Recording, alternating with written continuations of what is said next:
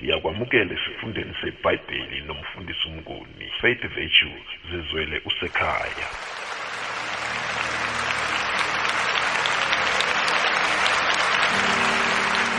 Siyabonga bazalwane ukuthi siphinde sithole leli thuba namhlanje lokuthi sivuselelane, sakhane, sikhulisane, siphinde sichushisane.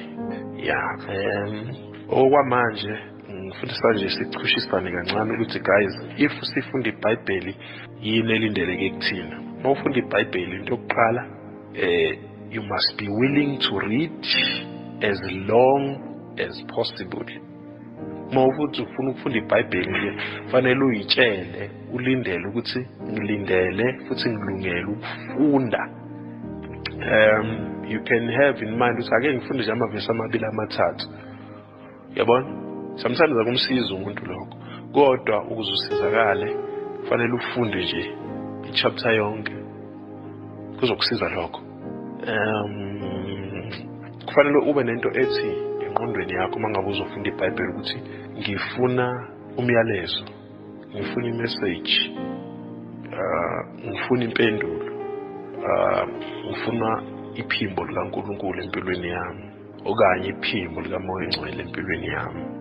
Nje mangabe uthatha iBhayibheli lakho uthi ulifunda, into yokuqala efanele ifike engqondweni yakho ukuthi ukubuse la engqondweni yakho ukuthi izwi likaNkulunkulu yini elizoyenza kuwe the moment nje udlula ugibela phezulu kwalo.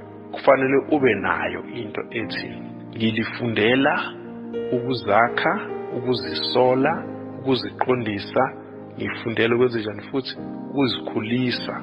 Mawufunda incwadi kaTimotheo wesibili chapter 3 verse 16 lithi yonke imibhalo iphefumulelwe nguNkulunkulu ilungele ukufundisa nokusola nokuqondisa nokuyala ekulungeni ukuze umuntu kaNkulunkulu apheleliswe yonke imisebenzi emihle. Ube nento ke engqondweni yakho ukuthi uma ngifunda iBhayibheli ngiyokwenza lezi zinto ezingaki eziwu5. Mangisathi iBhayibheli lami ngihlala phansi kusho ukuthi mina ngilungele ukwenza njani? Ukufunda. Number 1, number 2 ngilungele ukwenza njani? Ukusola noma ukusolwa ngubani na? uNkulunkulu ngezwi lakhe. Number 3 ngilindele ukuqondiswa ngubani? uNkulunkulu ngezwi lakhe. Number 4 ngilindele ukuyalwa ekulungeni. Ngiyalwe ngubani?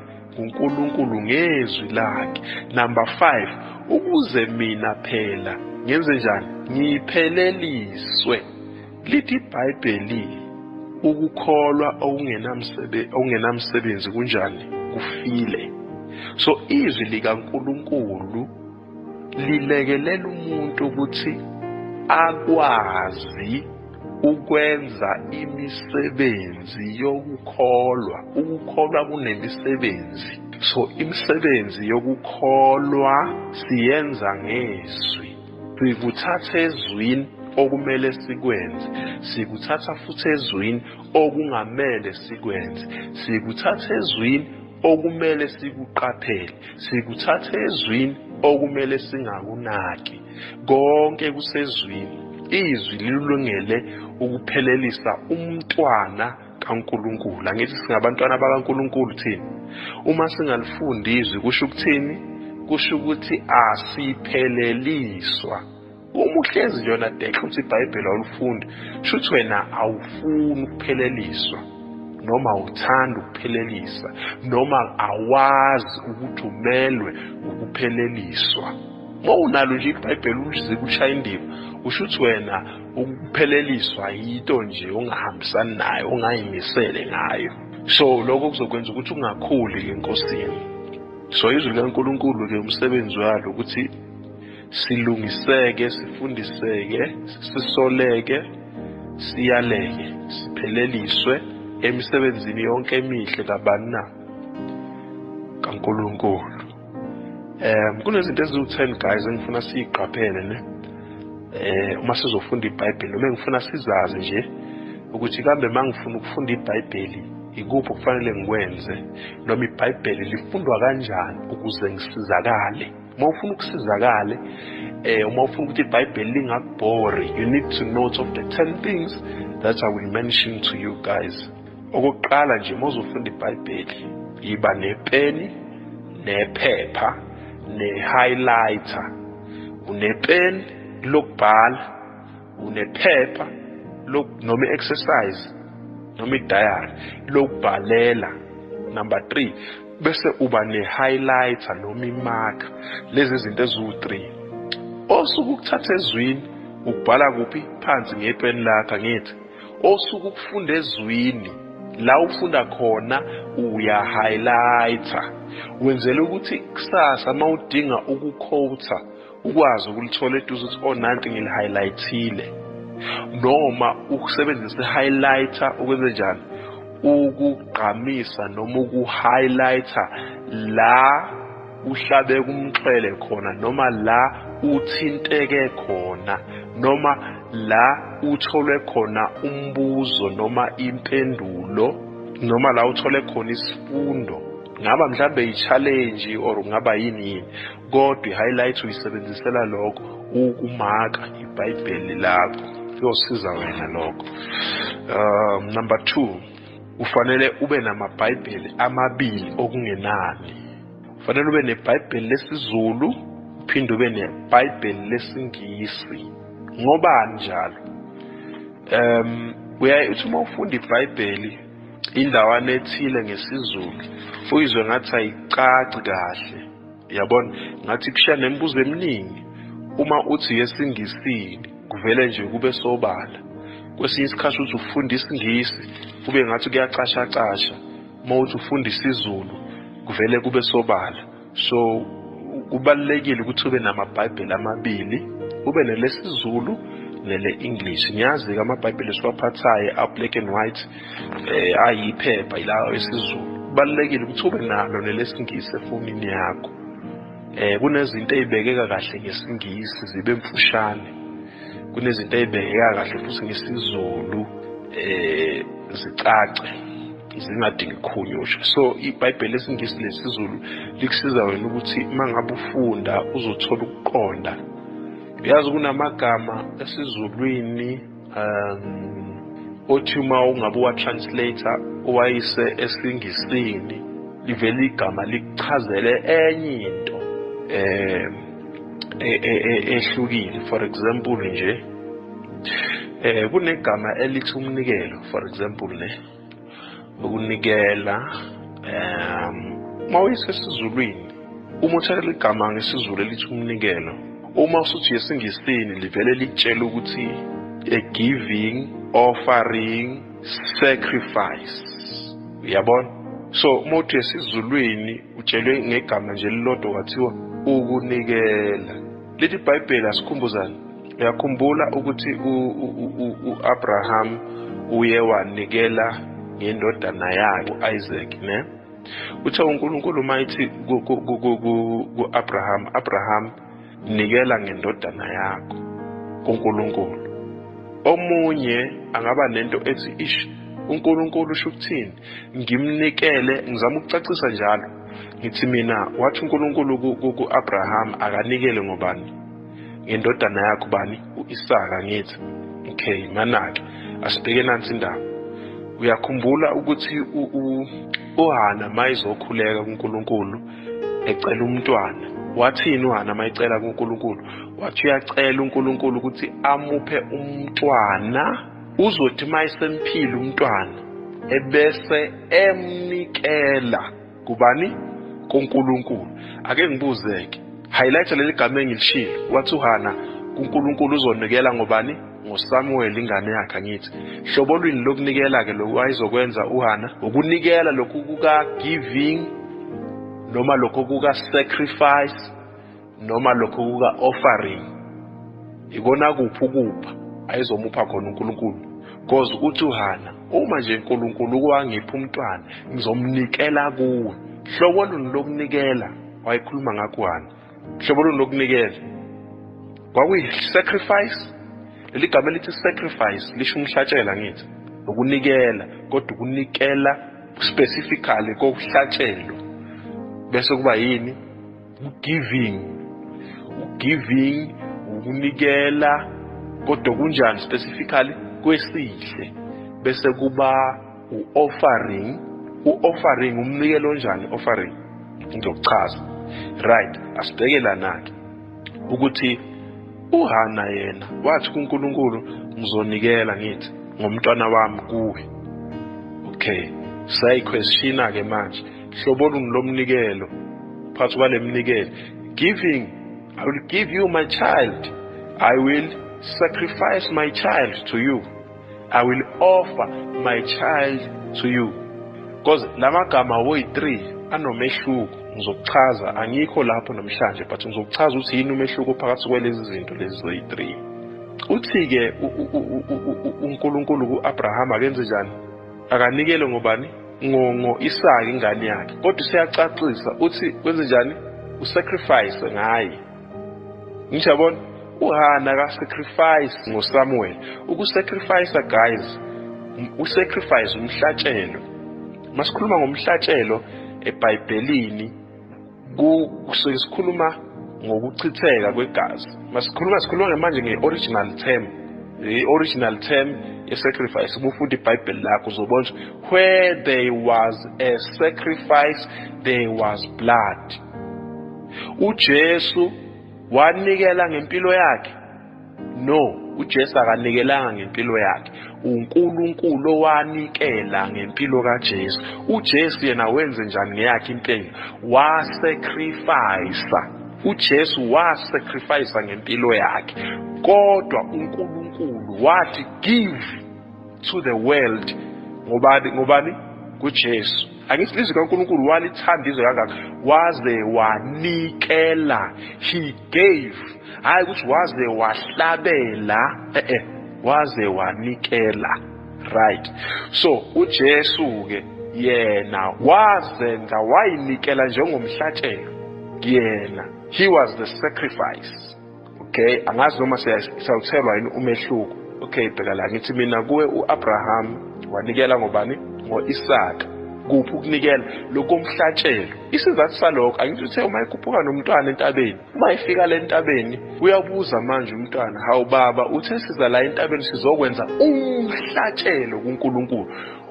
Uma uAbraham ephuma ekhaya entabeni uphuma nje uphethe ini? Uphethe umese wokuthi uyokwenziwa ini? Umhlatshela ngithi. Uma ifika entabeni uyabuza umfana, hawu baba, umhlatshele uphi? Ngoba phela size ukuzohlabela uNkulunkulu. Uphi umhlatshelo? Yabona? Because umhlatshelo, sacrifice, has to do with blood. Manje kunento esiyenzeka ke esikhathini samanje. Now the preachers use the word sacrifice. Abashumayeli manje esikhathini sethu samanje basebenzisa leli gama elithi sacrifice. Ukwenze njani? Uku-establish ezinye izinto zabo, injongo zabo kubazalwane. You know? Athi umuntu bring a sacrificial offering. Yebo? Lezo zinto siyibheka ngelinye ilanga because kufuna siwaqaphele nama-term. Because lento ye-sacrificial offering, igama elithi sacrifice, likhuluma ngokuchitheka kwegazi eBhayibhelini. So kufanele siwaqaphele ama-terms, silalele futhi nabantu abasishumayezayo noma whoever umlalelo uma yishumayela uqaphele into ayikhulumayo ngoba kuningi ukudukiseka la. Kuyadukiswana. Abantu basebenzisa amatema amakhulu kanti i-understanding abanayo ye-original concept of the Bible and content of the word of God. So uthi uma efika entabeni ke athi uAbraham sekuyabonakala manje umfana ukuthi hayibo engathi mina umhlatshelo la. Uyayibona ndaba? So engifuna siqaphele guys ukuthi ke masifunda iBhayibheli sibe nalo iBhayibheli lesingisi lesizulu kuyosiza lokho ukuze sikwazi ukuthola kahle ezinye izincazelo. Before u-interpret message yeBhayibheli ufuna uqala u-understand indaba njengoba injalo. It sound like a storytelling lento kuwe or a novel. Uma ufunda iBhayibheli ufuna ngesikhathi ulifunda liqale lingene engqondweni yakho ngani ngomqondo wendaba oxoxelwa yona. Yabona? Ngizokuchaza lokho ukuthi ngishiswe yini. Number 3, kufanele uconsider izinto eziwu-3. Ngitho okokuqala iba nepeni nephepha, into yokubhala nento yokubhalela. Number 2 namabhayibheli amabili isiZulu ne-English, angithi, ukuze ukwazi ukutranslate kahle, ukwazi ukuhumusha ngamanye amazwi, angithi. Number 3 kufanele ukuthi uqaphele izinto eziwu-3 uma uqikelele ukuthi uma ufunda ibhayibheli lakho nakanjani unazo endabeni oyifundayo. 3 things. First one, you must have a principle. Uma ngithi i-principle ngisho ukuthini? Kufanele ube, ake ngikuchaze kanje. You must have a principle, a victim and a character. Number 1, funa uthola umenzi. Number 2, uthola umenziwa. Number 3, uthola inkambo. Number 1, uthola umenzi. Number 2, uthola umenziwa. Number 3, uthola inkambo. 3 things. Kuyenzeka uma ufunda iBhayibheli. Ufunda iBhayibheli, okay, nali verse li bla bla bla bla bla bla bla bla bla bla bla bla bla. Okay? Afunda umuntu. Bese thini umuntu?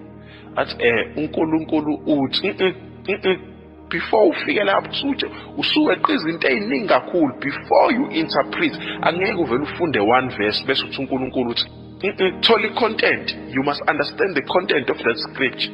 Ingqikithi yaleyo ndaba leyo noma leso sahluko osifundayo funa ube nayo iphelele, iba nolwazi oluphelele ngesahluko osifundayo. Masifunda iBhayibheli asingacosha amavesi, asifundi isahluko sonke ukuze sizothola lento ebizwa ngokuthiwa i-content. Funa ube nalo ulwazi oluphelele lwendaba, isizinda sendaba. You must have. For example, ake sibheke nje. Okay, asibheke indaba kaHana, asikashifti kakhulu ne.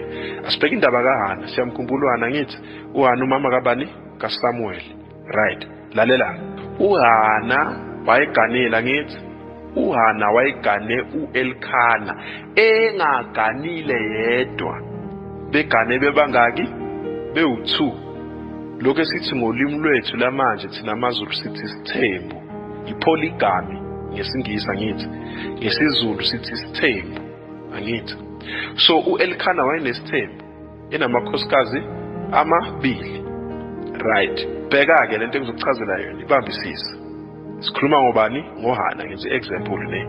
Angithi ngithe mina kuwe siqaphela izinto eziwu3 ukuthi kufanele uthole umenzi nomenziwa nenkambo. Siyakhumbula ukuthi uHana wayengabathola abantwana ngithi. Leli iBhayibheli wenze njani? Wakhuleka ngithi kuNkulunkulu. Wakhulekelana kuNkulunkulu ukuthi uNkulunkulu amuphe ini? Umntwana. Angithi. Right. Wakhuleka ke kuNkulunkulu wamupha umntwana. Manaki, ake ngibuze. uHana wayeqala yini ukukhulekela umntwana kuNkulunkulu, yebo noma cha? Impendulo ithi cha, wayengaqali. Isizathu salokho, uHana wayekholwa. Angithi. uHana wayekholwa engumntwana kaNkulunkulu. Ukukhuleka yinto yakhe yemihla ngemihla. Umndeni aza ayigane kuwo. Umndeni wakhe nje bangabantu abakhonza uNkulunkulu. Phela size sithola uHana ekhuleka ethempelini kungenxa yokuthi babephumile ekhaya bekhuphukele kuphi? eShilo. eShilo la kwakwenziwa khona ini? Iminikelo yonyaka nonyaka. Unyaka nonyaka kwakwenziwa iminikelo eShilo. Ake ngicacisele, ngithe mina ngithi ukunikela guys ukuhlukana engaka 3. Ngitho kokuqala giving, 2 offering, 3 sacrifice. Ngithi usacrifice usho ukuhlabela, umhlatshelo. Number 2 offering, ukunikela. Ukunikela okunjani offering? Ngifuna ukuchazela nje kunezincazelo. Masikhuluma ngeoffering, umunikelo olindeleke kuwe. I-offering umnikelo olindelekile, kodwa i-giving umnikelo osuka enhlizweni. Ngiphinde. I-sacrifice umhlatshelo. I-offering umnikelo olindeleke kuwe. Giving umnikelo osuka enhlizweni yakho. eShilo-ke wakhushuka njalo kuyangikhanjisa iminikelo eShilo. Hlobo luni lomnikelo ohanjisa eShilo? Kwakungumnikelo lo obizwa ngeoffering wokulindela, because umnikelo womthetho you will have to fanele ukhiphile i-offering leyo, kulindelekile kuwe. So unyaka nonyaka babelindelekile ukuthi bahambise eShilo leyo mnikelo. So kwakuyi-offering. Lalela, asilandelaneke. Sengicacisile offering angithi indaba i-offering ne-giving ne-sacrifice, umnikelo sengicacisile. Right, asibuye la. Naw bakhuphuka bayeShilo, ngifuna sibe nalento le ngizoyichaza manje engqondweni si understand. Ngithi mina kuwe uHana wayeqala yena ukukhulekela umntwana na eShilo? No, wayengaqali. Nasekhaya ekhulekela ini umntwana. Okusho seloko angena nje emshadweni wakho uyakhuleka uHana, ukhulekela ukuthi uNkulunkulu amuphe ini umntwana. Right, siyanderstandana. Lalela ke, kodwa sekushintsha manje indlela yokukhuleka mayifika eShilo. Awumana angaconfuse. Shisha indlela manje mayifika eShilo. Akasakhuleki ngalendlela akhuleka ngayo kuphi ekhaya. Ngifuna ukubuza ke kuwe bese ngiyakuphendula. Ngiqale ngibuze kini nje ukuthi senzo sini sikaHana sokukhuleka ethempelini? Senzo sini lesi sokukhuleka ethempelini? Uyaliwe ukuthi akakhuleke ngandlela akhuleke ngayo, noma kusuka enhlizweni yakhe ukuthi akhuleke ngendlela akhuleka ngayo? Angichaze kanje. Hlobo luni lwesenzo sikaHana enza ngaso mayifika eShilo sokuthi ehlele ethempelini ayokhuleka yedwa, shiya abantu ayokhuleka yedwa ethempelini? Wayeyalwe nguNkulunkulu ukuthi enze njalo? Number 1. Number 2, noma wayeyalwe ngumyeni wakho ofuna ingane naye? Number 3, noma kwasuka enhlizweni yakho ukuthi akakwenze lokho? 3 question. Washo uNkulunkulu ukuthi Hana thandaza uthi, noma Hana ehlele ethempelini, noma Hana thandaza uthi? Number 2, washo umyeni wakhe yini ukuthi Hana yehlele manje ethempelini uyokhuleka ufike uthi kuNkulunkulu? Number 3, noma kwasuka kuye uHana ukuthi akehlele ethempelini ayokhuleka kanje kuNkulunkulu? My question is, uHana wayeplanile yini, wayehlelile yini ukukhuleka kanje, noma wazithola sekhuleka kanje esethempelini?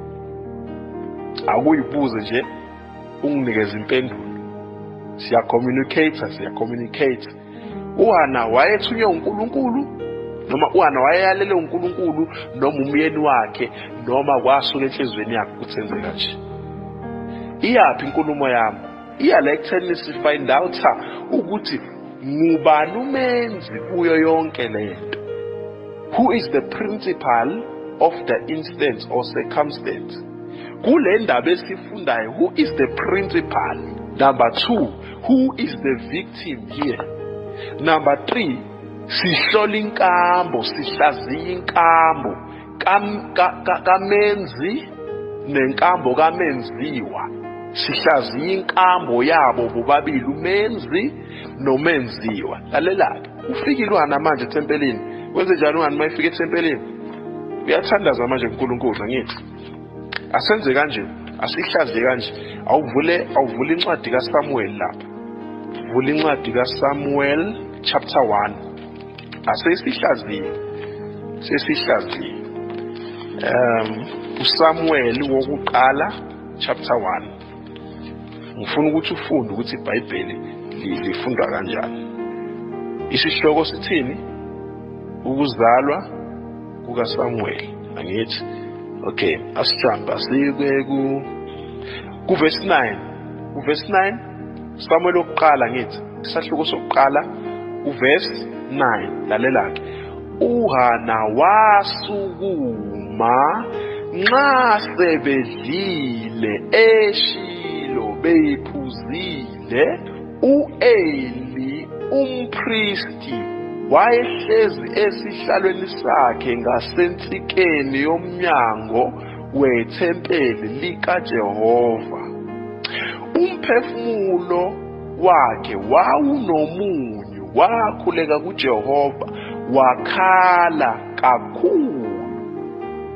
Manaki sithe sibheka uHana ngithi ukuthi lesi senzo sakhe lesi sokuthi azokhuleka ethempelini akhuleke kanje kungoba wayeyalelwe nguNkulunkulu yini ukuthi ayokhuleka ethempelini akhuleke kanje, noma kwenza umyeni wakhe, noma wazenza yena kwasuka kuye? Sizoyithola impendulo. Lalela uverse 10.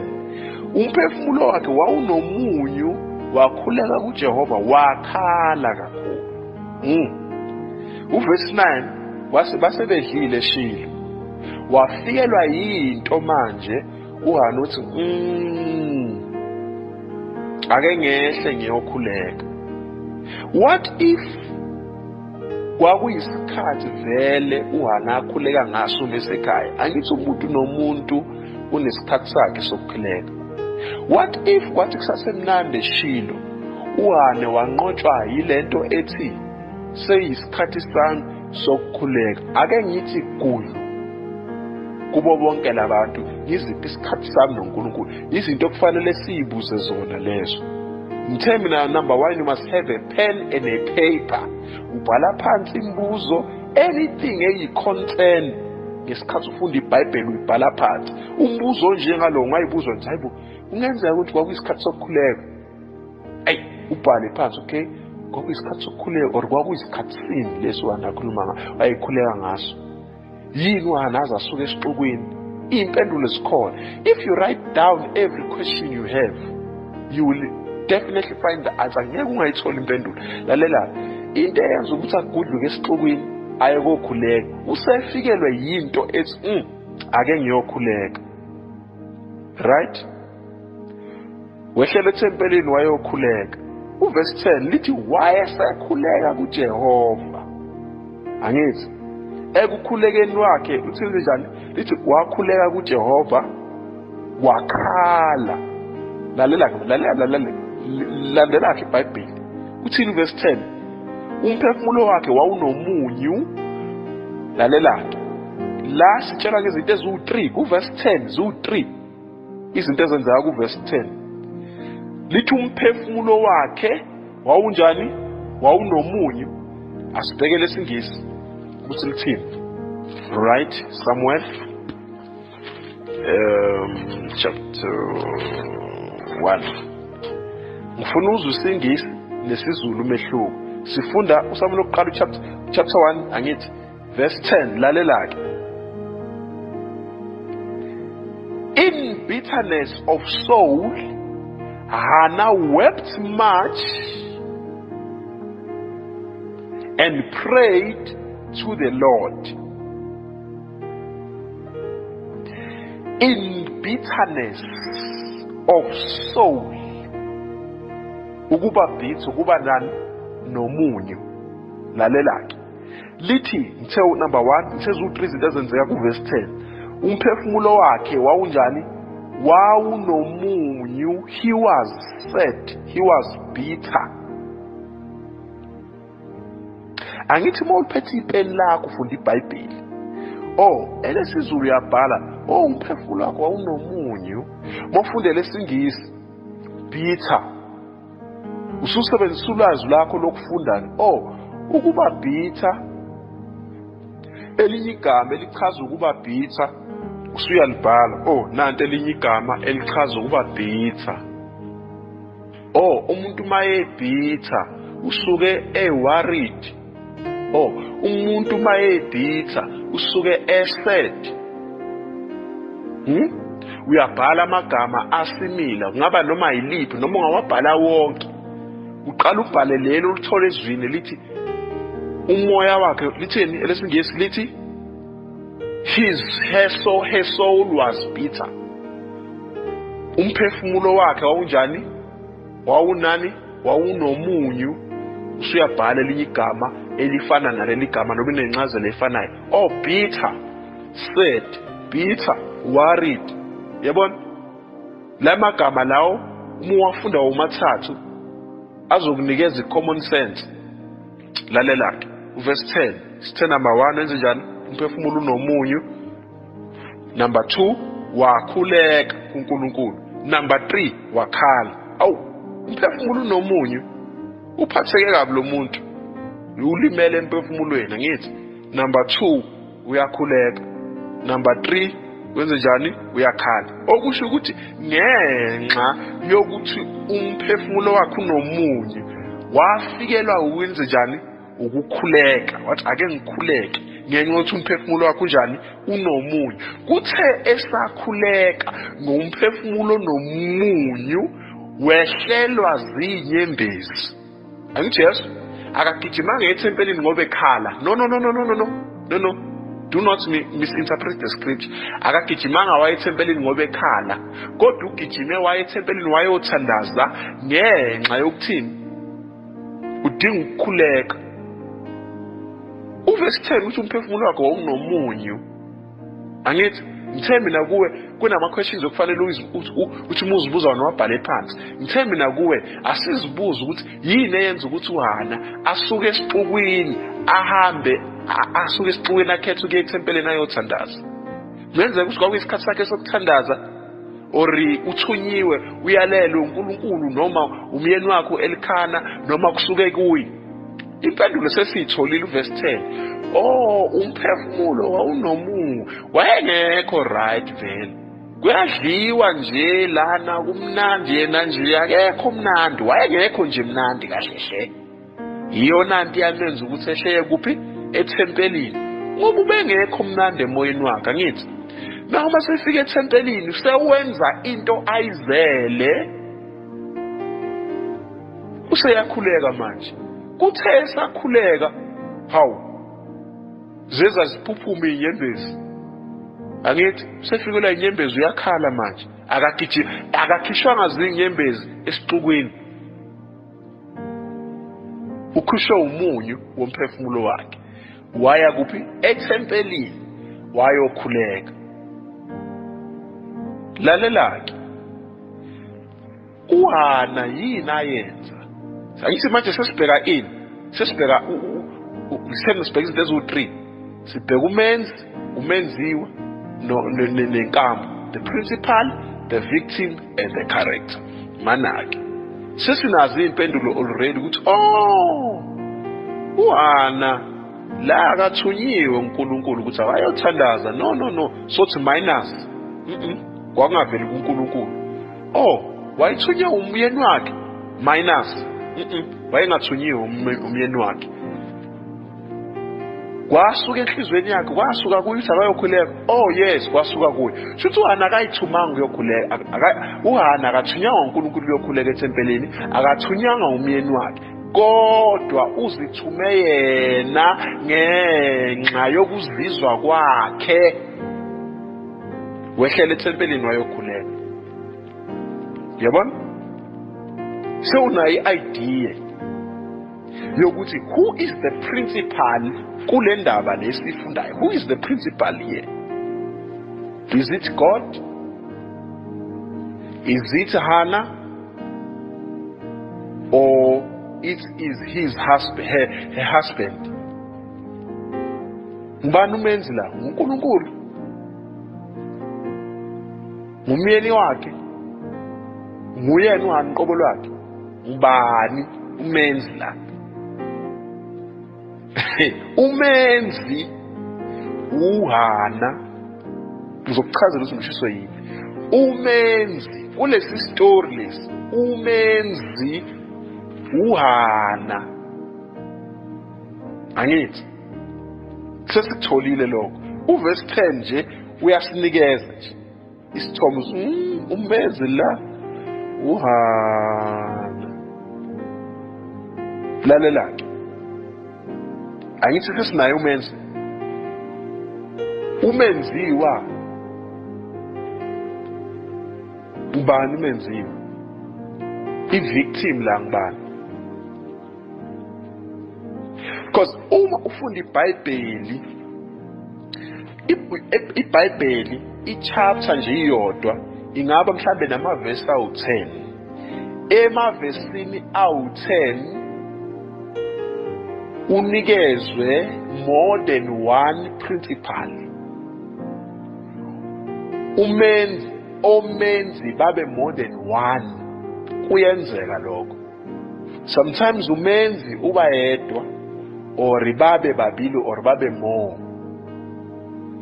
Bese for example, uma sikhumbula indaba yenkosi uNebukadnezar ngithi namadoda amathathu kaNkulunkulu afaka esithandweni somlilo. Kwakungobani la madoda? uMeshaki, uShadrach nobani noAbednego. 3 people, 3 men. Yabona? Mathathu la madoda. Umuntu nomuntu unenhliziyo yakhe eshaya ngendlela yayo. Umuntu nomuntu unoshukela wakhe. Umuntu nomuntu une-BP yakhe.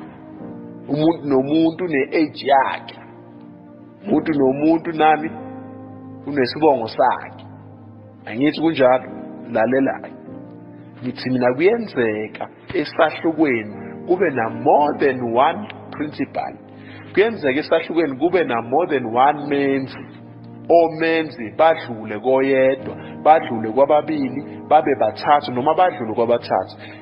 Example, indaba kaNebukadnezar inkosi noShadrach noAbednego noMeshaki. Yabona? Thatha uNebukadnezar, thatha uNebukadnezar umbeke eceleni, nangu eceleni. Bese uthatha la madoda amathathu, uShadrach, uMeshaki and Abednego. Nansi inkosi nawo amadoda. Nangu noJesu ezongena esithandweni somlilo. Sithola amagama amangaki kule ndaba? Sithola uNebukadnezar okuye wakhipha umyalelo ukuthi amadoda wenziwe njani, awafake esithandweni somlilo ngithi. Bese kuba amadoda amathathu afakwe esithandweni somlilo, uShadrach, uAbednego noNebukadnezar. 3. Kwase kubona bathi sebefakiwe emlilweni kwabonakala indoda yesine manje engubani? EnguJesu. 5 names. Sithola amagama awu5. Kula amagama awu5 ngubani umenzi, ngubani umenziwa. Ngizochaza lento esisho ukuthini. Ngenza ukuthi uma ufunda iBhayibheli wazi ukuhlaziya, wazi ukuthola umqondo, wazi ukuthola impendulo okuyizo ngaphambi kokuthi uthole isambulo eBhayibhelini noma esahlukweni osifundayo kuleyo ndaba. Ngaphambi kokuthola isambulo, irevelation, thola the correct content. Thola ukuthi indaba ithini, kwenzakalani, kwenzekeni. Ngaphambi kokuthi uinterprete, ngaphambi kokuthi wena uconvey imessage, noma ngaphambi kokuthi wena uhlanganisa ama-pieces ukuthi ube nesambulo. Qala uhlakaze indaba, uhlakaze inhloko nesiqhando ukuthi kwenzakalani, what's going on here, kwenzakalani la.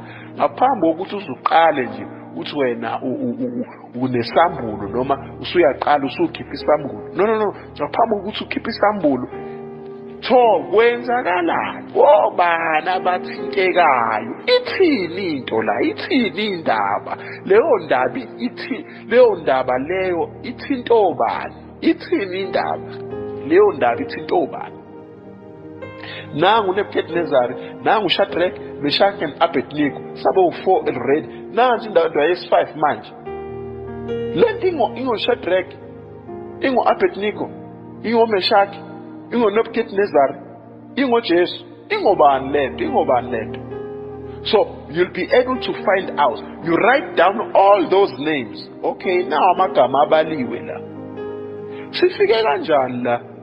La madoda azafaka emlilweni kanti yini kwenze njani? Suyabhala. Okay.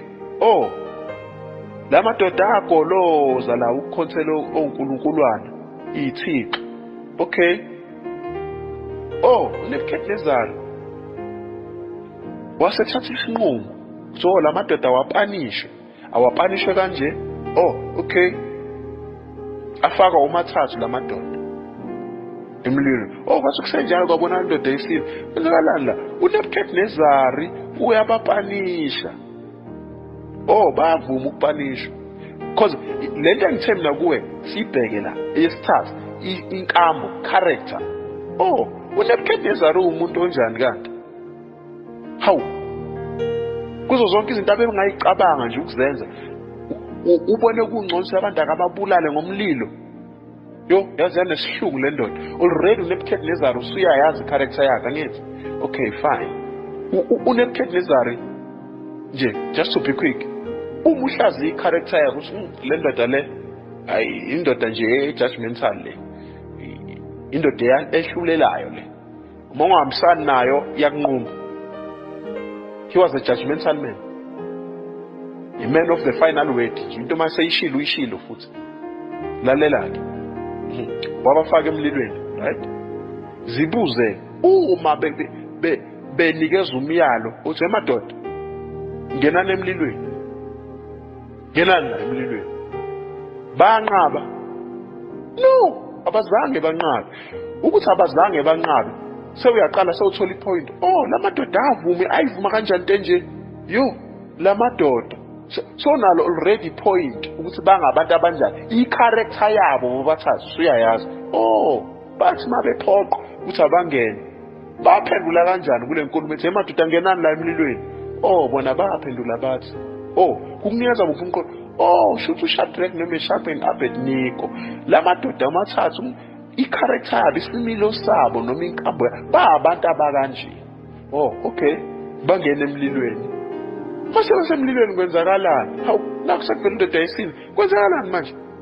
Buka i-character yabo besatshela ukuthi emadoda ngiyanijaja manje ngiyonifaka emlilweni. Benze njani mabezwa njalo? Sidlule lapho. Kuthe sebengenile-ke emlilweni ba-reacta kanjani? Yini abayenza sebengaphakathi? Baziphatha kanjani besatshela ukuthi ngenani? Number 2, baziphatha kanjani sebengaphakathi emlilweni sebengenile? Ngenxa yokuziphatha kwabo bengakangeni emlilweni. Number 1, number 2, nokuziphatha kwabo sebesemlilweni. Because it counts ukuthi bayiphathe kanjani mabetshela bathi ngenani. Number 2, bayiphatha kanjani uma sebengaphakathi sebengenile, ngoba bebengangena bayithetha hayi asinendaba songena. Bathi mase bengenile ngaphakathi sebezwe ukuthi ninalela abantu sebe invadwe, sebebanjwe uvalo, ukwesabi, fear, kwesaba. Mhlawumbe yedwa abashintshe, yabona, noma bashintshe nje totally. Mhlawumbe bakhuluma izinto ezihlambalazayo noma izinto ezikhombisa ukuthi uNkulunkulu sabayamngabaza, noma bakhuluma izinto ezitshengisa ukuthi sebeshintsha umqondo manje, sabavumelana nalento eshiwo nguNebukadnezar. Ngoba kube khona owamemeza wathi hayi skip ngeke asikwazi ukufa, sincamela ukukhothamela lesithixo sakho. Sibuka ukuyiphatha kwabo bengakangeni emlilweni, sibuka ukuyiphatha kwabo sebengaphakathi emlilweni. Oh, into abangene abayiyo emlilweni babeyiyo noma sebengaphakathi bathula, abangaphikisana, abaphikisananga phela nomlilo bengaphakathi, babelindele ukuthi bayosha nje, angithi. Kodwa mabengena emlilweni bangene ngento ethi hayi sifake emlilweni, kodwa siyazi uNkulunkulu uyoba nathi, uyosikhipha emlilweni. Yayibona le nto, bangena emlilweni, bangene bekusiphi isimo, bathe bangaphakathi emlilweni baba kusiphi isimo. Those things like that you highlight mangabe ufunda iBhayibheli, ipeni lakho usebenzisela lokho ukubhala ukuthi oh okay ukuthi nokuthi oh babengabantu abakanje. Shuthi senginawo umqondo oh isimilo salamadoda, hayi la madoda lawo ungishilo into engishila akayishintshi, bayimela into yabo nje. Yabona, there's a lot of things you can say, I'm just highlighting. Oh okay, abantu abanje hayi la madoda asazi isitori sawo, into abayishila bayijike, bamile nje. Yabona, now usiyakwazi ke manje ukuhlaziya oh umenzi ngibani la, ngibani umenziwa la. Umenzi ngibani la? nguNebukadnezar. uNebukadnezar wenzani? Uphanisha obani? uShadrach no-Abednego noMeshach. So omenziwa ngobani la? ngoShadrach, Meshach and Abednego. Now uverse 10 kuhana ne sithola into ethi ngenxa yomunye womphefumulo wehlela kuphi? Ethempelini, angithi. Lithi wafika wenze njani mayifika ethempelini? Wakhuleka. Uthe sakhuleka wena wafikelwa zinyembezi, angithi. Asifunde verse 11. Wenza isithembiso wathi Jehova Sebawuthi ubheke nokubheka ukuhlupheka kwencekukazi yakho. Ungikhumbule. Ungakhohlwa incekukazi yakho, unike incekukazi yakho umntwana wesilisa bese ngimnika. Yezwa-ke, bese ngimnika uJehova zonke izinsuku zokuhamba kwakhe. Ungathinti impuco ekhanda lakhe. Yes, uHana manje unika uNkulunkulu umntwana wakhe uSamuel. Manake asiye kwelesingisi, ngifuna ukuyihumusha kahle lento. Asiye kwesingisi uverse 11, asifunde ngesingisi. Uthini uverse 11 ngesingisi? And she made a vow, saying, O Lord Almighty, if you will only look upon your servant's misery and remember me, and not forget your servant, but give her a son, then I will give him Nakor. Yes, I will give. I will offer. Because leli gama elithi offer lichaza ukuthi ulindelwe noma kulindelekile ukuthi ukwenze lokho. Kwakungalindelekile ukuthi uHana anikele ngoSamuel. No. uHana wayithathela isinqumo sokuthi athi give. Funda ke lesingisi lithini? Lithi, then I will give him to the Lord for all the days of his life, and no razor will ever be used on his head. I, Hannah, will give him to the Lord. I, Hannah, will give Samuel to the Lord. Akasho ukuthi I, Hannah, will offer. No. Akasho futhi ukuthi I, Hannah, will sacrifice. No, uHana akasacrificeanga ngoSamuel. uHana aka-offerishanga Samuel. uHana wathi give out, wamnika uNkulunkulu ngesihle. Wathi uNkulunkulu ngesihle, mi umntwana wakhe msebenzise. I expect nothing from you, but wena uNkulunkulu lindela kimi. Free will. Samuel was a free will. Hayi ukuthi uNkulunkulu wayesivala isibeletho sikaHana ngoba wayefuna ukuthi uHana akamnikeze uSamuel. uNkulunkulu wayengafuna ekuzalelwa mfana ukuthi uSamuel. No. uNkulunkulu wayengafuna ekuzalelwa mntwana. Cha. Kodwa uHana wahlakanipha. Wafikela into ukuthi yo. Umbuzo ungathi ungazothi umbuzo. Engabe uHana wafikela yinto ethi ngingamiyenga kanjani uNkulunkulu?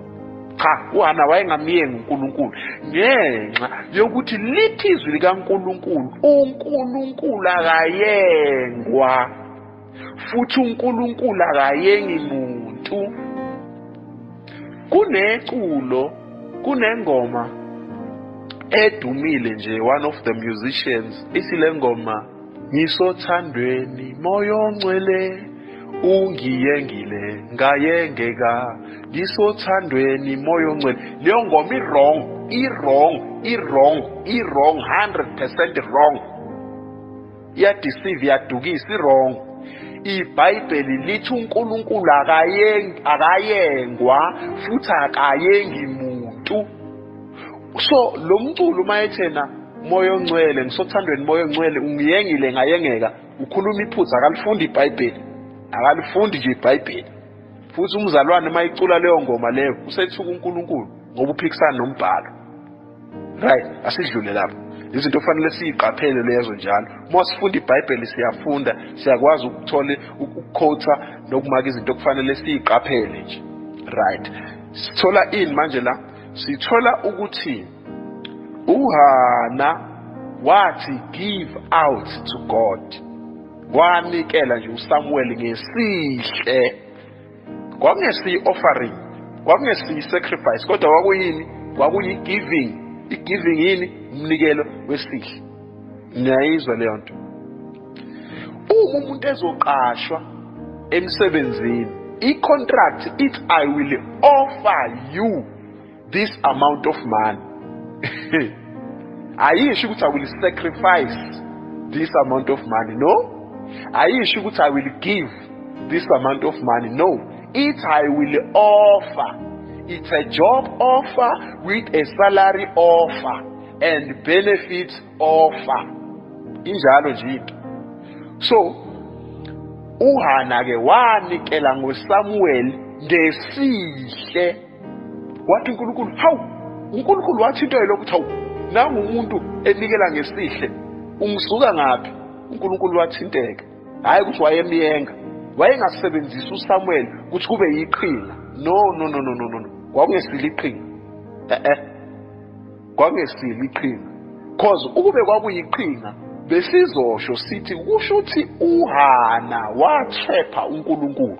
You cannot trap God. No, you can never trap God. Ngeke nje uzumtrap uNkulunkulu. So ukuthi uHana athi uzonikela ngoSamuel uNkulunkulu kwangesiyo itrap. Cha, kwangesiyo itrap. Kwakuyi-free will offering, umnikelo nje wesihle. Right. Uma siqhubeka nayo siye kuverse 17 lithi wayesephendula uEli umpristi wathi hamba ngokuthula uNkulunkulu waka-Israyeli makakunike okucelileyo kuye. Lalela ke. Angisho yabona maningi manje amagama asevelayo kule ndaba. Yabona maningi amagama avelayo kule ndaba. Uma ufunda isihloko phezulu sithi ukuzalwa kukabani? kaSamuel. Number 1. Uma silifunda kukhona amagama avelayo kule ndaba. Kuverse 1 sithola igama lika Elkana. Uma usujumpa uye kuverse 2 kuvela igama likabani? LikaHana. Kuvela igama likaPenina. Angithi lalela. Uma sesiya ke manje kuverse number 12 sesiyothola igama lesi4 manje lika-Eli umpriest. Yini esithola ngalompriest manje? 4 names esiwatholayo angithi. So kulamagama ayi4 suyayibuza ke ngubani umenzi la? Ngubani umenziwa? Umenzi uSamuel. Umenzi uSamuel, umenziwa uSamuel. Umenzi uPenina. Umenziwa uPenina. Because kufanele ngaphambi kokuthi uzuthola isambulo a complete revelation. Qala uthola ukuthi kwenzakalani la. Qala nje the whole story. Uverse number 6. Uverse number 6 usibela ngosobala nje ukuthi uPenina wayemchukuluza ubani? uHana. Okay? Izinto ezinjalo uyayi-highlight ukuze uzokwazi find out ukuthi who is the principal in the whole story. Because umbuzo uthi uPenina wayemchukuluza uHana. Kungenzeka ukuthi uHana uNkulunkulu wamblessela ukuthi alaye uPenina ngoba uyamchukuluza. No, that was not the case. uNkulunkulu wayengambless uHana ngoba elaye uPenina ukuthi yamchukuluza. No. That is false statement. That is false teaching. Uma umuntu ezothi uNkulunkulu wambless uHana ngoba uPenina wayemchukuluza. It's false. It's false. Umbuzo uzothi so uNkulunkulu wambless uHana ngumntwana ngoba umyeni wakhe wayembekezelela emthanda. Owayemthande njalo. No. uNkulunkulu akamblessanga uHana ngoba umyeni wakhe wayemthande eyinyumba engazali enjalo. Cha, it's false. uNkulunkulu akamblesselanga uHana ukuthi uyachukuluzwa uPenina. Akamblesselanga ukuthi umyeni wakhe umthanda noma nje. No, it's false. Kodwa uNkulunkulu wamblessa ngobani? Ngoba uHana waqala wabless uNkulunkulu qala. It is uHana who blessed God first. So you hear people asking themselves confusing the statement that you can bless God. Can you bless the Lord? You can bless the Lord. You can bless the Lord. uHana wayenqumela nje ake ngiphe uNkulunkulu ngesihle wamupha uHana. Ngamanye amazwi uHana uma ethi masifunda uverse number 11 wenza isithembiso wathi, ubani wenza isithembiso? uHana wenza isithembiso kubani?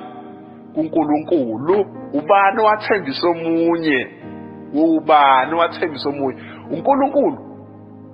No, uNkulunkulu akamthembisanga lutho uHana.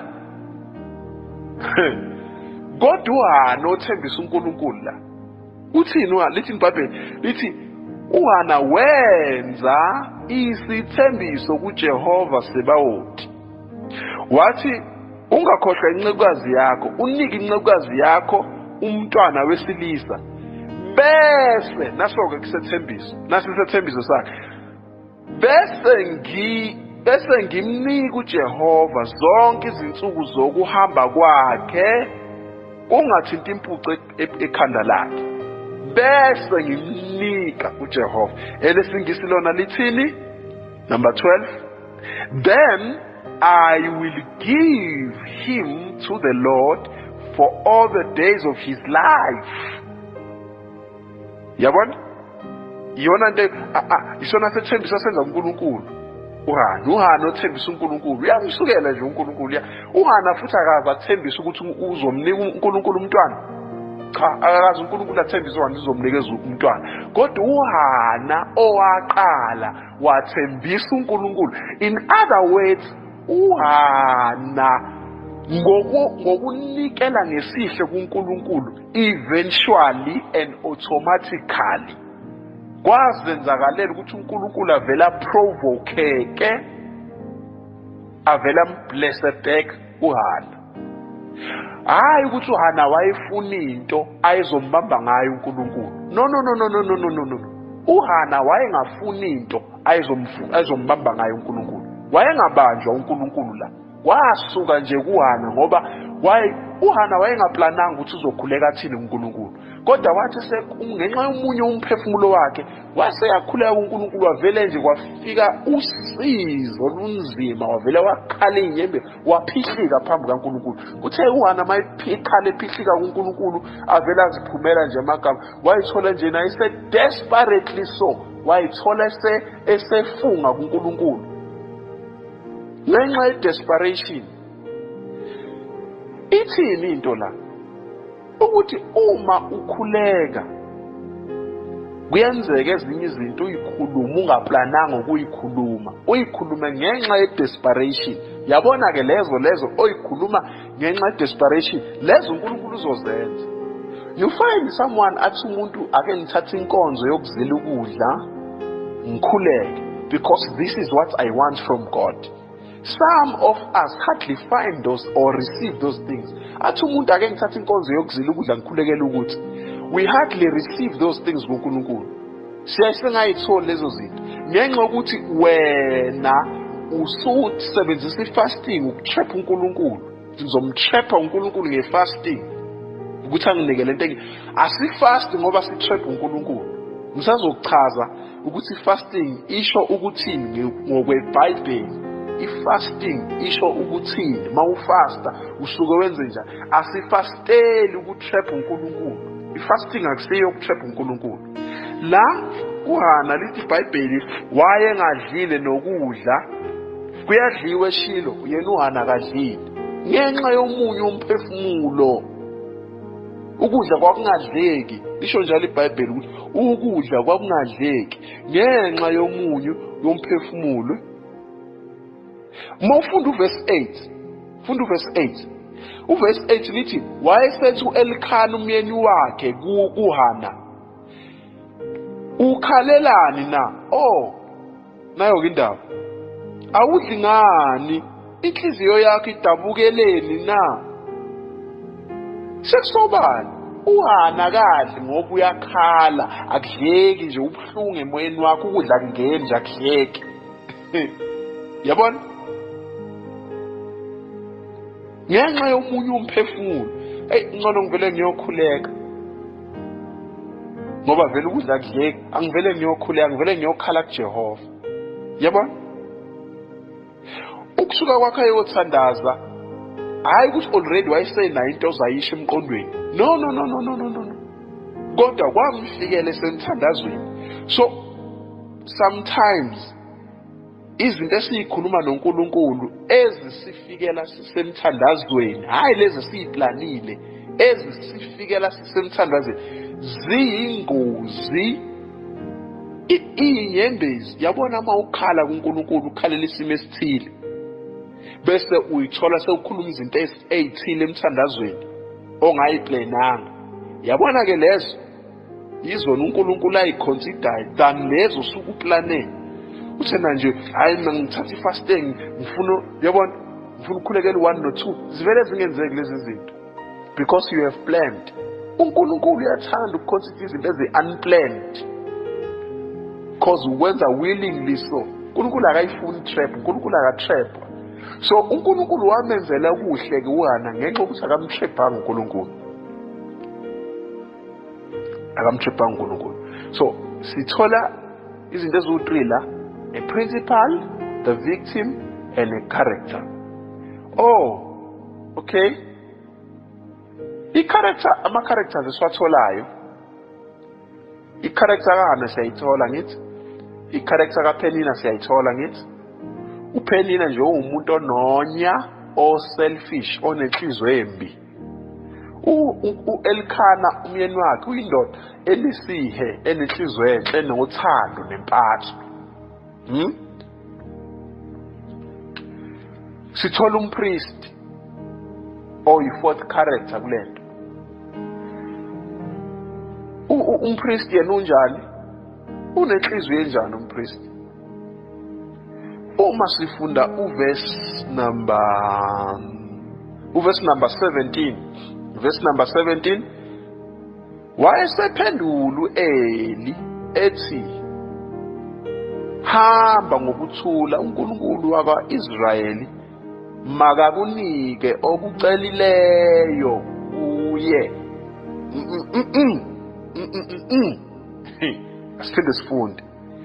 Wayesephendula u-character number 4, umpristi u-Eli, wathi hamba ngokuthula, uNkulunkulu wakwa-Israyeli makakunike okucelileyo. Hayilethe lokugcina kuye, makakunike okucelileyo kuye. uHana akacelanga umpriest, no, ucele kubani? kuNkulunkulu. Umpriest usekhipha izwi lenduduzo nelesibusiso. Duduzeka Hana, uNkulunkulu aze akubusise, ubusiswe nguye. Lalela uthini umpriest? Uthi umpristi makakunike uNkulunkulu okucelileyo. Last word, highlight last word, okucelileyo kuye. Highlight lelisokugcinela lithi kuye, okucele kuye. So le nkulumo kaMpriest uEli isinikeza a clear message ukuthi uPenina has nothing to do with the prayer of Hannah and the blessing of Hannah. Elkanah has nothing to do with Lemeta kaHana. Umpriest uEli has nothing to do with Imeta kaHana. But who is it that matters here?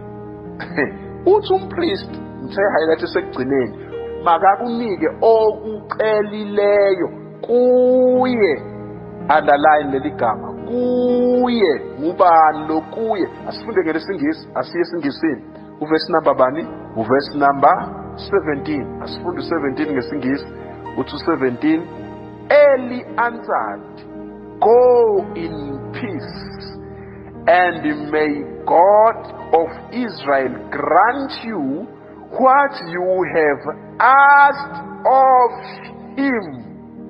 Nakho-ke leli gama lithi him ngesizulu lithi kuye.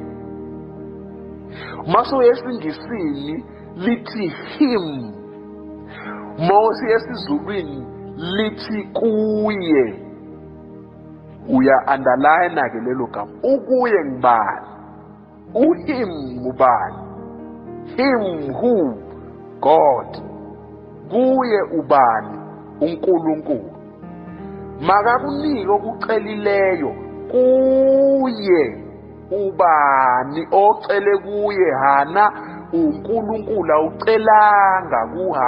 awucelanga kumpriest uEli wehana ungabheki mina bheka uNkulunkulu lindela kuye. Umpriest umfundisi has anything to do with the blessing yomuntu? That's the question. Umfundisi has nothing to do with the blessing yomuntu. Ikanje lento uHana bebesenkonzweni kukhonzwa ngithi makunikelwa uHana wenze njani? Wanikela, but naye unikela umnikelo ohlukile manje wakhe personal free will ke manje engaziwa umuntu yaziwa nguye. uHana phela waziyo ukuthi wathini kuNkulunkulu. Lithi iBhayibheli ngemva kwalokho wazana nomyeni wakhe bahambe bayolala. Mabelala wakhulelwa. Akazi Elkhana ukuthi uHana ukhulelwa ngaliphi manje ngoba kade belala ngakhulelwa. Umuntu onemfihlo la owazi imfihlo umkakhe uHana owaziyo ukuthi utheni kuNkulunkulu wenzeni. Bekufanele ambuze uElkhana uHana, Hana wenzeni? Nakho sewukhulela manje, wenzeni Hana? Yini lo yenzile? Ngoba phela kade silala ungakhulelwa. Umbuzo ubuzothi uHana ubengabuza umyeni wakhe ukuthi hawu kodwa sithanda sami baba siyawenzeni? Nakho sengikhulelwa. Yini lo ngifihlelayo noyenzile? Nakho ngikhulelwa. Nakho isibeletho sami sibamba. uHana akazayibuze leyo nto leyo. Umuntu wakumele ngabe ubuzile la uElkhana umyeni wakhe, hawu weHana kwenzekeni? Nakho isibeletho sakho sibamba. Nabo oPhenina kade behlekisa ngaye kumele bambuze ukuthi hayibo kwenzekeni mfazi? Nasi isibeletho sibamba. Yabona? But umnikazi wendaba uHana uyena owaziyo ukuthi wenzeni. Nina nonke la ekhaya nazi ukuthi kwenzakaleni. Yimi engaziyo ukuthi ngenzeni. Mina nkulumo eyimfihlo engiyikhulume noNkulunkulu. Kungakho isibeletho sami sivulekile sakwazi ukubamba. Yayibona ndaba? Now we know the character of Phenina already. We know the character of Hannah. We know the character of the priest Eli. Character. Sengibuya kule nto ngicacisele. Ngithi mina umpriest representa ini njengamanje? Umfundisi. Ngithi mina umfundisi has anything to do with ama blessings akho emzalwane. Uma uthandaze kuNkulunkulu wablessa nomfundisi akusho ake ngichaze kanje ngoba lelo ukuthi ublesswa umfundisi lijulile. You can pray to God. Uqinisekiso umfundisi. Indlela azokuqinisekisa ngayo uNkulunkulu uzokwenzela wemzalwane. uNkulunkulu othandaza kuye nonikela kuye iminikelo yonke uzokwenzela ukucelileyo kuye. Hayi ukuthi uNkulunkulu uzokwenzela okucele kuMnguni. No, uNkulunkulu uzokwenzela okucele kuye. uHana wacela kubani? uNkulunkulu. So umpriest uthi lalela ke Hana, lo ocele kuyena uyena ozokwenzela. Kwenziwa yini abafundisi manje? Ucela kuNkulunkulu kodwa kufanele ubonge yena. How is that possible? Sifakaza kanjani kanti masifakaza thina? Ucele kuNkulunkulu wena ngithi wenzelwa ngubani? uNkulunkulu. Kufanele ubonge kubani? Ubonge uNkulunkulu. Udalula igama likaNkulunkulu yedwa.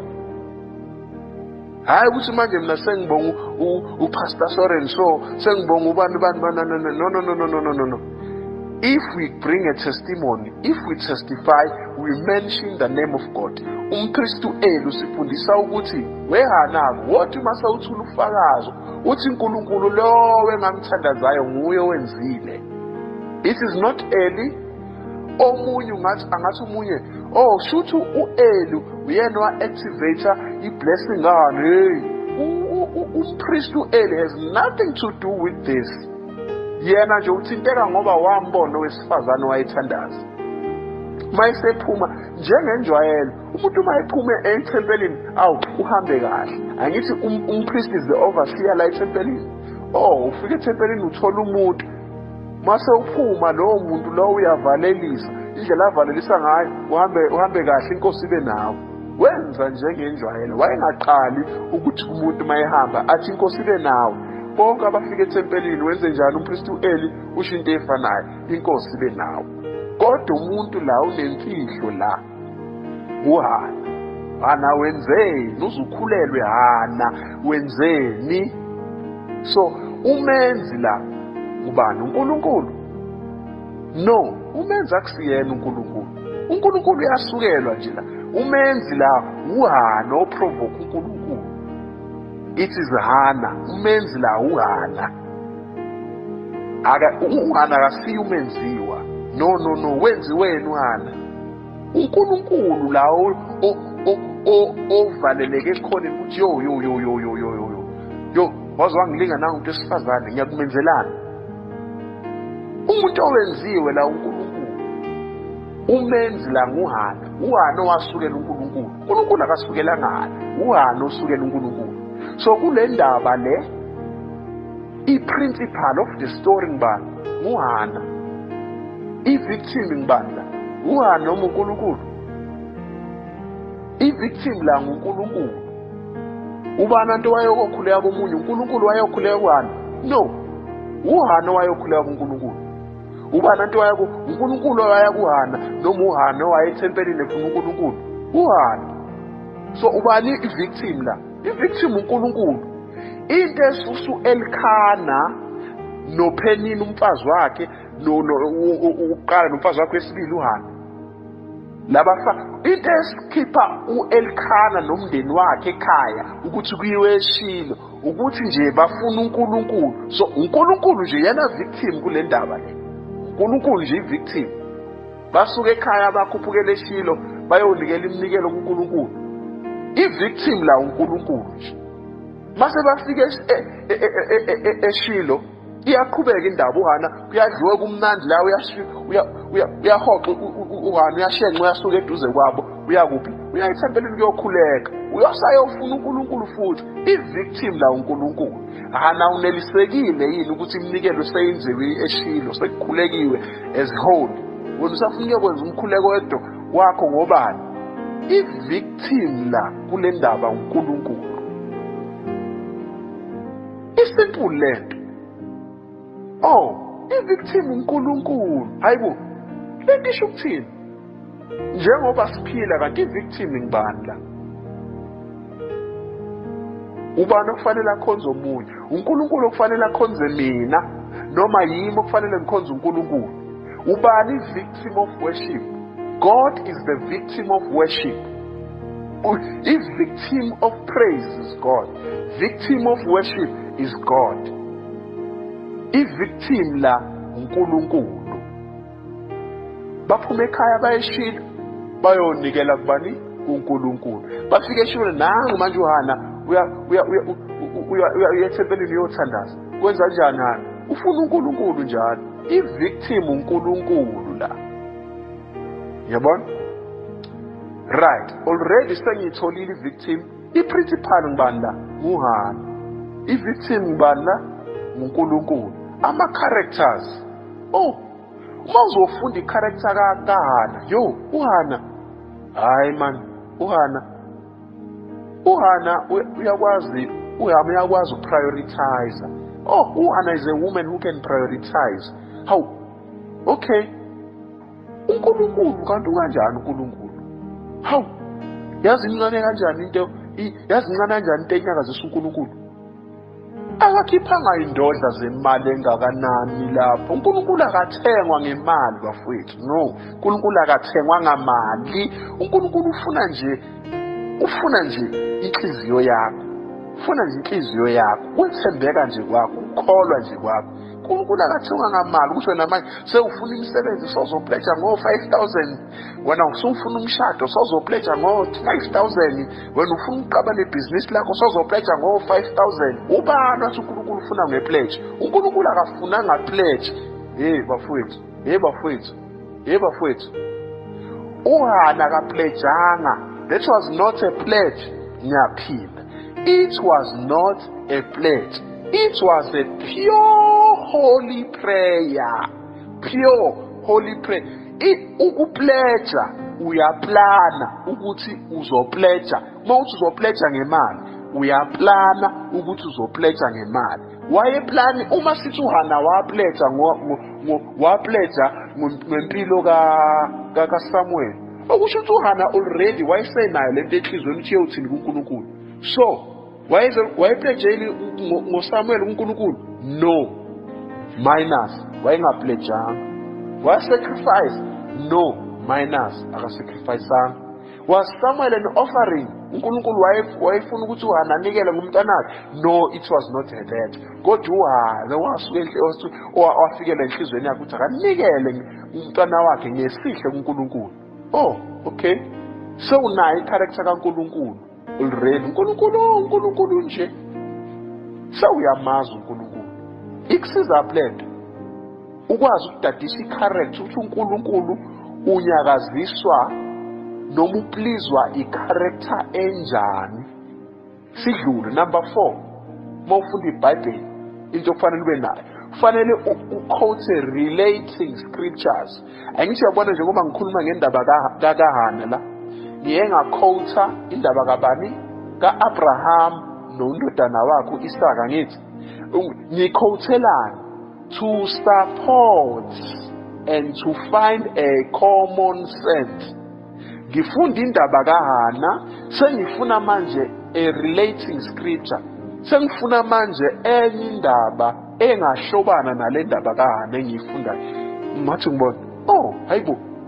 Hawu uAbraham wake wanikela ngendodana yakhe. Uma uyabuka lento ayifani. Ngibheka kahle lento. Angithi uya relate ama scriptures before uzofike nesambulo. You relate scriptures. Okay. uHana wanikela ngomntwana. No Abraham wanikela ngomntwana. Yini umehluko? Oh, uHana wanikela ngomuntu ongakazalwa nokuzalwa. Hawu. uAbraham unikela ngomntwana ophilayo, okhulayo, osehlakaniphile, osekwazi ukubona izinto, ose-useful la ekhaya, uyathunywa, u-useful lo muntu uyaphila. U-understanda yonke into lo muntu sewazi nokuthi i-sacrifice yini, sewazi nokuthi ukusacrificeela uNkulunkulu into enjani. Ukhulile lo muntu mos. Umehluko phakathi ka-Abraham noHana. uHana unikela ngomuntu ongakazalwa, ongaka-exist. U-Abraham unikela ngomuntu ophilayo, uhamba naye ukhona la, udayisa ngaye ukhona la. uHana unikela ngomntwana akakabi ngisho nani letsontsana lodwa le lesibelethweni. Lutho akakabambi, isibeletho sakhe asikabambi kodwa useyanikela. Lo umntwana unaye unikela ngaye khona ehamba naye. Ngisho yabona mu relate ama scriptures, banikela ngabantwana. Awu imagine ubunzima, ubani wabhekana nobunzima obuningi la. Ukunikela ngento ongakabi nayo nokunikela ngento onayo uthi get rid of it. Umuntu oba ne-challenge enzima la uAbraham. Nginikela ngengane yami, ngihamba nengane yami sengiyanikela nayo njalo kuNkulunkulu. Hawu, ngisuka naye ekhaya ngiyayifihlela ukuthi ngiyoyibulala, ngiyoyisacrifice.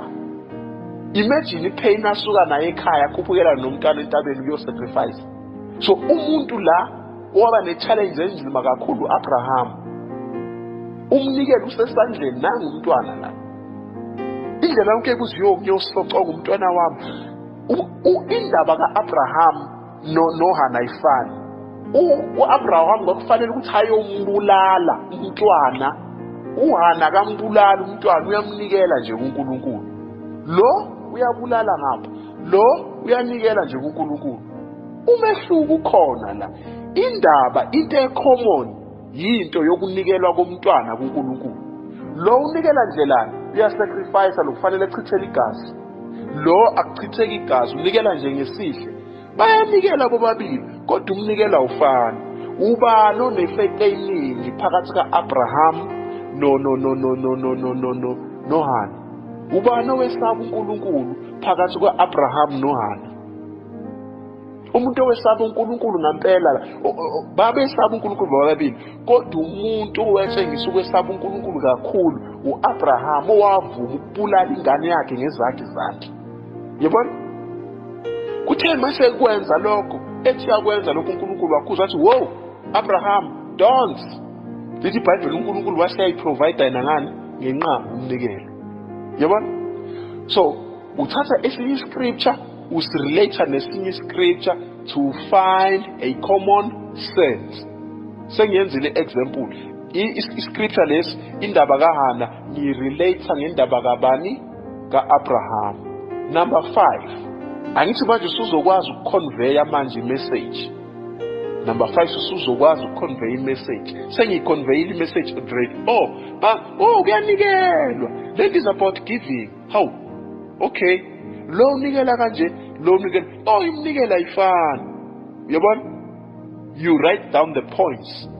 You write down the points. We are conveyor manje, you are conveyor. Number 6. So fanele manje ubhala imibuzo ongaba nayo. Hayibo, kwakwenziwa yini ubani enze kanje? Kwakwenziwa ubani enze kanje? Angisho relating scripture. I-relating scripture ingakusiza to find the common sense ukuthi hayibo, engathi iyafana lento. Hayibo, kusho uNkulunkulu izinto zenza kanje. Hayibo, indaba uNkulunkulu akhulume kanje lo akhuluma kanje. Hayibo, hayi ngeke. uHana uyena osukela uNkulunkulu. Wathi uzomupha. Hayibo, ngafu uAbraham akazasukele uNkulunkulu. uNkulunkulu osukela uAbraham. Hayi, kanti uNkulunkulu njani? uNkulunkulu usebenza kanjani? Seyakwazi ke manje ukuhlukanisa. Okay. This is this is that. Ne? Number 7. Usuya summarize ke manje the entire lesson. Okay.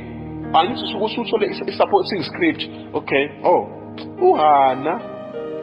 Kwenze ukuthi okay. Then uAbraham kwaba ngokuthi. Thatha ke manje both stories and compare them. Ngesikhathi ucomparison ngeke uhlezi umhlala ungayithola impendulo yemibuzo nayo ngenhla. Angithi sithe number 6 ubhala phansi imibuzo, impendulo uzoyithola. Ubani wenza ukuthi hayibo, yazi ubani kube wenza njengobani? Abantu abafani ngempela. Indaba ubani wayengacabanga njengobani? Hayibo, phela umohluko ukuthi lo yindoda. Hayibo, umehluko lo wesifazane. Hayibo, lo uceliwe uNkulunkulu. Hayibo, lo uzicelele kuNkulunkulu noma lo wenze kanje. Lo wenza kanje. Yabo?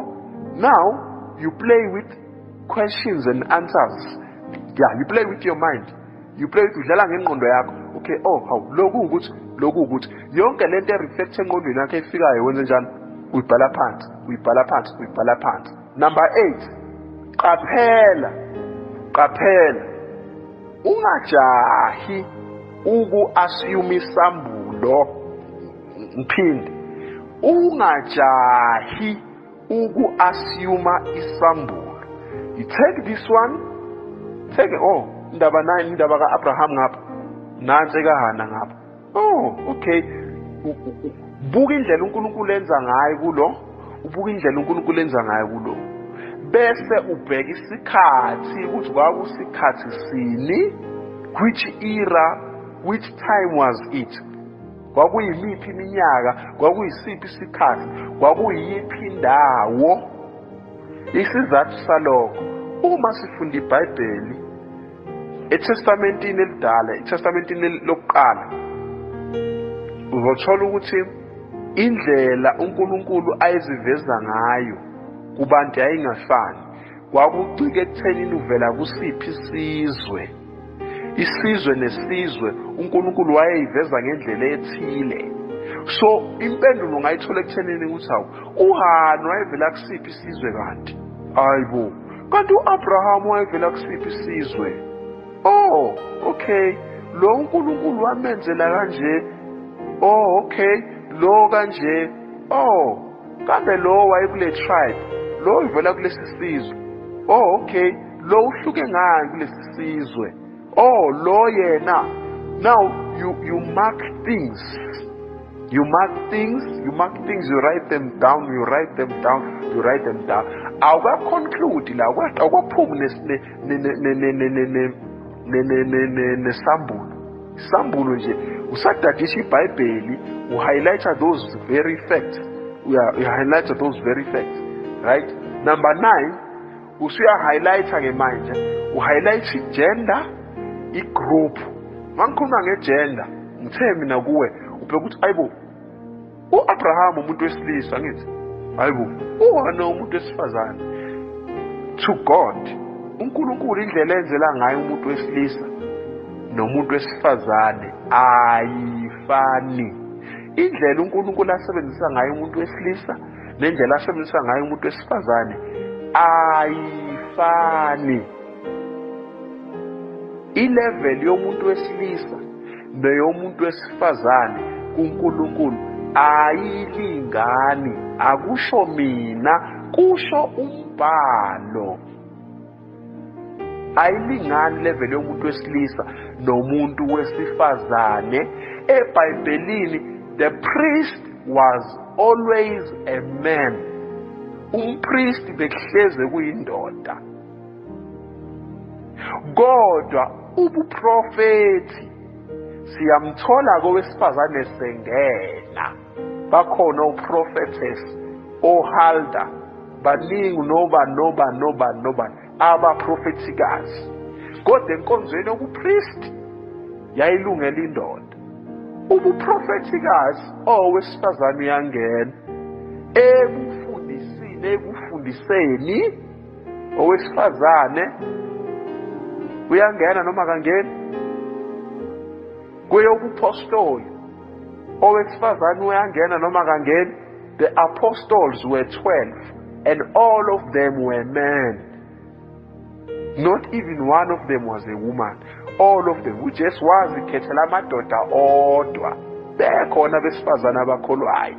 Wayeka besifazane abakholwayo wafuna amadoda angakholwa wawashintsha. Indoda nomfazi akulingani kuNkulunkulu. Ngeke futhi kwaphinde kwalingana. Njengobona wonke lawo mafacts unjani yawa highlights. Okay. So, hayibo, ilingo zomuntu wesifazane nowesilisa kanti uNkulunkulu usebenza kanjani kanti? uNkulunkulu akanandaba ukuthi abelingana. uNkulunkulu ekuvivinya uyakuvivinya. Mana, hayibo. Le ndaba iyafana. Ulana masifunda ake siye encwadini kaHana. Endabeni kaHana. Angithi sifunde uSamuel oqala. Asifunde khona indawo engifuna siyi-highlight la.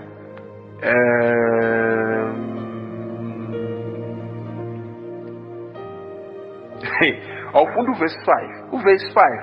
Kepha wanika uHana isabelo siphindwa kabili. Nathi indaba engifuna ibamba. Ngokuba wayemthanda uHana. Lalelake. Nathi into engifuna siyi-highlight la siyibamba. Kepha uJehova wayesivalile isizalo sakhe. uHana nje akabathola abantwana, isibeletho sakhe sivalwe ngubani? nguNkulunkulu. Isibeletho sikaHana sivaliwe. Okay, angithi sithe si-comparison indaba sithe sifuna iscripture manje sizo-relate kule ndaba. Sathi iscripture masi-check iscripture sathola ukuthi ngathi sithe sika-Abraham siya-relate. Okay, sika-Abraham si-relate kanjani? How? Okay. uHana ngapha. Hayibo. uHana kwakuwumuntu wesifazane wesaba uNkulunkulu. Ngapha-ke umka Abraham kwakubani? kwakuwuSara. Hayibo, uSara wesifazane wayesaba uNkulunkulu. Hayibo, uHana njalo wesifazane wesaba uNkulunkulu. Ithi iBhayibheli uNkulunkulu wayevala isibeletho sakhe. Hayibo, nangapha njalo unkosikazi kaAbraham uSara wayengabathola abantwana, naye futhi uNkulunkulu wayevala isibeletho. Hayi ngeke. uHana ngapha wesifazane wesaba uNkulunkulu. Ogana indoda yesaba uNkulunkulu, kodwa uNkulunkulu uvala isibeletho sakhe. Hayibo, manje ngifunda ngapha ngoAbraham. uAbraham indoda yesaba uNkulunkulu, nomkayi wesaba uNkulunkulu, kodwa isibeletho sivaliwe. Isibeletho sikaHana sivaliwe. Isibeletho sikaSara sivaliwe. Hawu. Angijabona iscripture siyarelate manje. Mawuthi uyabheka ngapha, hayibo, u-Abraham ngapha indoda kaNkulunkulu. Hayi man, no Elkhana ngapha indoda kaNkulunkulu. Kodwa abafazi babo, amakhosikazi abo awathola abantwana. Kanti uNkulunkulu usebenza kanjani? Ayikuthi uyabona ukuthi indaba kaHana iyafana nendaba kaAbraham. Now the thing is, owesifazane ngapha, owesifazane ngapha ongathithi udominant. Ngapha uAbraham udominant. Kusho kune transgender ke manje. Ngapha kuSamuel, ngapha encwadini kaSamuel uHana udominant. Ngapha uAbraham unjani? Udominant. Into ngathi nguAbraham onomfazi ongazali. Ngapha into ingowesifazane ongazali onendoda yesaba uNkulunkulu. You put in the information together and you find the common sense. You find the common sense. We are highlighting manje gender. Hayibo. uNkulunkulu akanandaba ukuthi owesilisa noma owesifazane. uNkulunkulu mayifuna ukwenza u1 no2 uyawenza. Akabheki ibulili. Kunezinto uNkulunkulu azenza ngoba ebheka ubulili. Kunezinto uNkulunkulu azenza angabheki futhi ubulili. Uyabona? You highlight the gender. uNkulunkulu wayekenza kubani? Umuntu wesilisa lo noma owesifazane, noma lowo muntu owayenza into ethile kuNkulunkulu kwakungumuntu wesifazane noma owesilisa. Wayenza kanjani? Ngoba indlela yokwenza komuntu wesilisa neyokwenza komuntu wesifazane ayifani. Uhana umenzele kanjani uNkulunkulu? Abraham ngowesilisa umenzele kanjani uNkulunkulu? Number 9 you highlight gender ne age group. Sibheke age group ukuthi engabatholi nje abantwana uHana wayemngakanani. Mhla ekhulelwa ukuyiphi age group? I-age group noma ingekho number, but i-age group yakwazi ukuyithola ukuthi uma wayengunkosikazi kaElkhana, shuthi wayeganile lo muntu. Uma eganile wayengumama. I-age group suyithola ukuthi this is a mother, umama osekhulile. It is very important to find the gender and the group. Number 10, kufanele ukuconsider ukuthi umuntu wakusiphi isizwe, kuyiphi indawo, uzalwa kuphi kanjani. You must find out. You must find out eBhayibhelini lakho ukuze wazi ezinye izinto ukuthi kungenzeka ukuthi uHana wayengabathola abantwana ngoba ekhaya la izalwa khona ukhona wayengabathola abantwana. Okusho ukuthi ukhondolo. Ayikuthi yabona? You check culture and genetics. You check the culture and genetics. uHana uve ngowaphi kanti uHana? Hayibo wayengazali kanti wayezwalaphi lo muntu esifazane? Hayibo nala azalwa khona impela. Uma wakhe nje wayengazali naye wakhuleka kuNkulunkulu. uNkulunkulu wamupha umntwana abazalwa ke njengoba bebekhona. Imvelaphi yakho uzalwe emndenini vele onokhondolo lokwenze njani? Khondolo lani lobunyumba lokungabathola abantwana. Ukhondolo lo. Hayibo. Lolu khondolo luze lanqamuka kubani kanje? Hayi man, nje umama wakhe wakhuleka engabathola abantwana wazala yena. Naye wazalwa, wakhula, wagana, naye wafehlela into ehlela uma wakhe, naye wangabathola abantwana. Kanti kwenzeke kanjani? Kanti ukhondolo lunqamuka ngani ngesikhathi uma wakhe ekhuleka ezekhulelwe yena na? Sewuyabhala phansi ukuthi kanti ukusebhala phansi imibuzo ayibu. Uma wakhe wayengabathola abantwana wakhuleka wathola yena. yena mase kufika isikhathi sokuthi nawe useyagana manje naka abathola abantwana uyakhuleka na uNkulunkulu umnikeza ukuthi uNkulunkulu ini umntwana. Kwenzakalani la? Kunesiqalekiso kulomndeni, kunokhondolo lokwenzakalani. Izinto ezinjalo usuyibhala phansi so that you can have the full knowledge about the scripture just even before you have the revelation. Ngaphambi kokuthi ube nesambulo fana kuqala ube nolwazi olugcwele. Find the principal character and the victim character.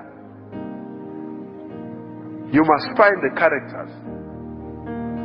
Ubhala phansi ube ne-information yonke, then mase u-interpret sewuread. Okay, so uyayixoxa le ndaba, uzixoxela wena le ndaba, ukhuluma nawe. Oh, how ubani kwenzeka ukuthi nokuthi lento isho ukuthini.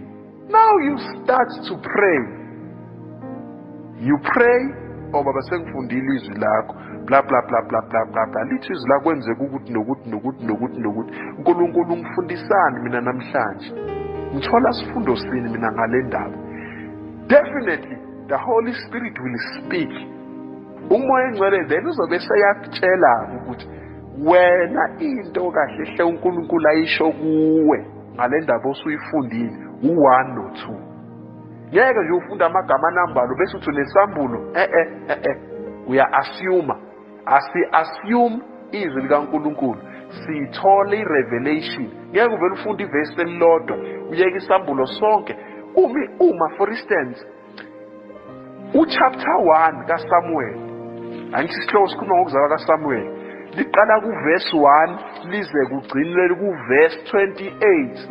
Wena nje ngokufunda uverse 1 usuthi usunesambulo, amavesi wonke lawa amanye awu27 awafundanga sewunesambulo. Awulifundi iBhayibheli, awunaso isambulo. Angithi akusona isambulo. Ngeke ufunde uverse 1 uyeke wonke amavesi kufika kuverse 28 bese uthi unesambulo. Akusisi isambulo, kodwa nje ubuswa umoya wakwenze njani woku-assume. You assume things. Lokho kuzokwenza ukuthi ugeje ama-scriptures, ungabi nalwazi, ungabi nasambulo.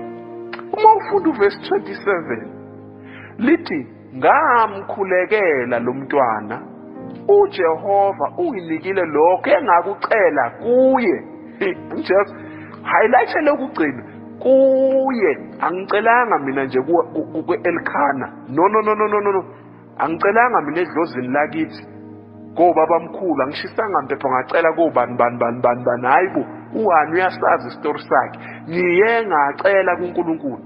Lalela, ngamkhulekela lo mntwana uJehova unginikile lokho engakucela kuye. Highlight the 2 words. Highlight the 3 words. Number 4 words. Unginikile lokho engakucela kuye. Uma ubuyele emuva uye ku verse number 17. Wayesephendula uEli ethi hamba ngokuthi uNkulunkulu waka-Israyeli makakunike okucela. Lalela, kuthini umpriest? Umpriest usho amagama awu4 awu3 makakunike okucelileyo kuye. Verse number 17 amazwi kabani? Kampriest. Makakunike okucelileyo kuye. Masiya ku verse number 27 sithola amagama awu4 akhulunywa uHana uthi unginikile lokho engakucela kuye. Umpriest uEli wakhuluma bemathathu makakunike okucelileyo kuye. uHana uthini? Uthi unginikile lokho kuphi engikucelileyo kubani na? Kuye. Uverse number 17 no verse number 27 they relate, asho into eyodwa. Verse number 28 ngalokho nami, nayo ke indaba, ngalokho nami ngimnikile ke kuJehova zonke izinsuku zokuphila kwakhe, unikelwe kuJehova. Bakhuleka kuJehova khona. Zonke izinsuku zokuphila kwakhe unikelwe kuJehova. Ubani onikelwe kuJehova? uSamuel. Unikelwa ngubani?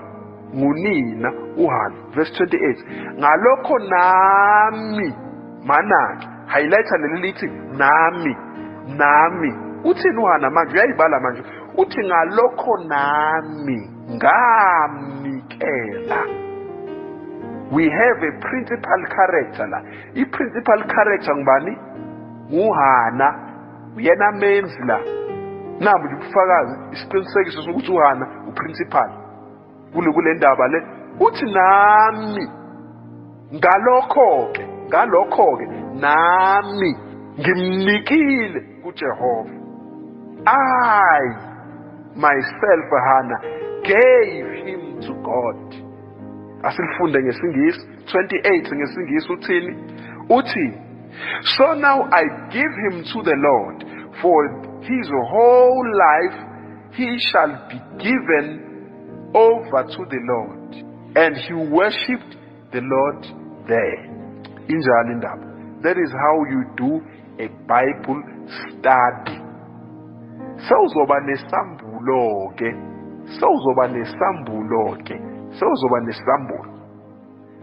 Sengiyichazile-ke indaba kaHana ukuthi ihamba kanjani. Sengibuza kuwe-ke manje, isiphi isifundo ositholile? Angithi ngithe mina kuwe ngaphambi kokuthi uthole isambulo, uthole isifundo. Yisiphi-ke isifundo?